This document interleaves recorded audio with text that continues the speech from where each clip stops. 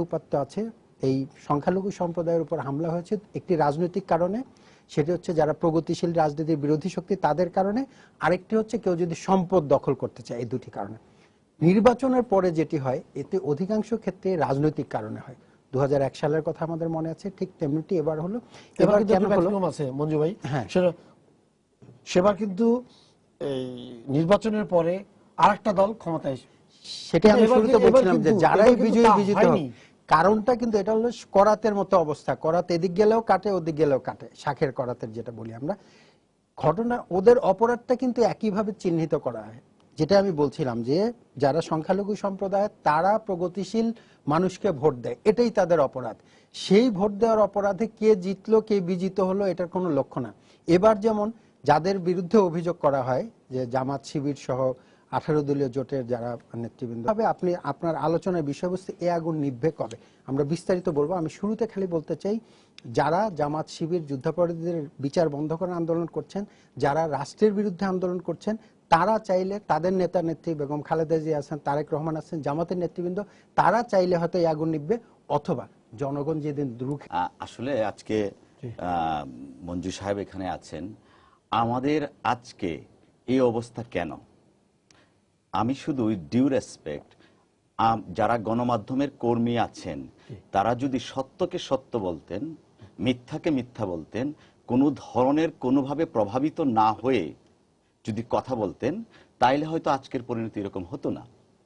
মঞ্জু সাহেব একজন সংবাদ মাধ্যমের কর্মী, উনি কিভাবে আজকে এই হটকারিতার মধ্যে এই ধরনের কার্যক্রমের মধ্যে বেগম খালেদা জিয়ার নামটা নেন আমার বোধগম্য না। আজকে দেখেন, আমি আজকের একটা পত্রিকা আছে মানব জমিন, এই পত্রিকায় দেখেন লাস্ট পেজে আছে নির্বাচনের আগেই হুমকি দিয়েছেন হুইপ ওহাবকে আওয়ামী লীগের নেতা। কোথায় হুমকি দিয়েছেন?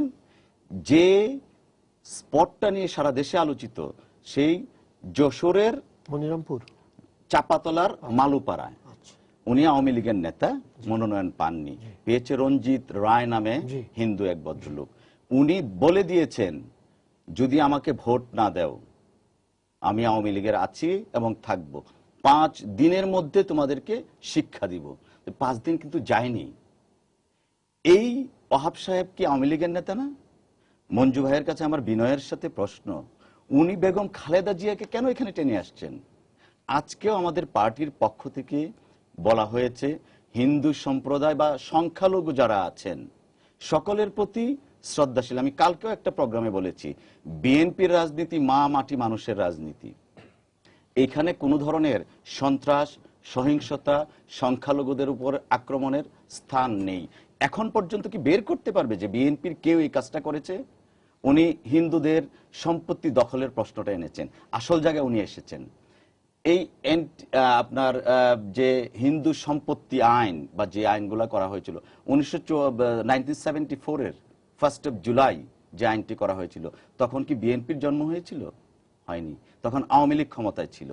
এখন যেটা সর্বশেষ যেটা হয়েছে আপনার অর্পিত সম্পত্তি প্রত্যার্পণ আইন 2012, কেন এটা ইফেক্টিভ হচ্ছে না? একটা আওয়ামী লীগের ঘরানা যারা সক্রিয় কর্মী বা নেতা বা ওনাদের মতো যারা আওয়ামী ঘরানার হয়ে কথা বলেন, একটা কথা খুব সুন্দরভাবে প্রবাদ আছে, সেটা হলো এরকম, হিন্দুরা দেশে থাকলেও আমাদের, বিদেশে গেলে বাইরে চলে গেলেও আমাদের। কিভাবে? দেশে থাকলে এই আমি দাঁড়িয়েছি নৌকা কিন্তু ভুট্টা দিয়ে যাবা সকালবেলা বলে দে, আর বিদেশে পাড়ি জমায় যখন তাদের জন্য সেই সম্পত্তিটা আওয়ামী লীগের নেতারা গিয়ে দখল করেন। আজকে যদি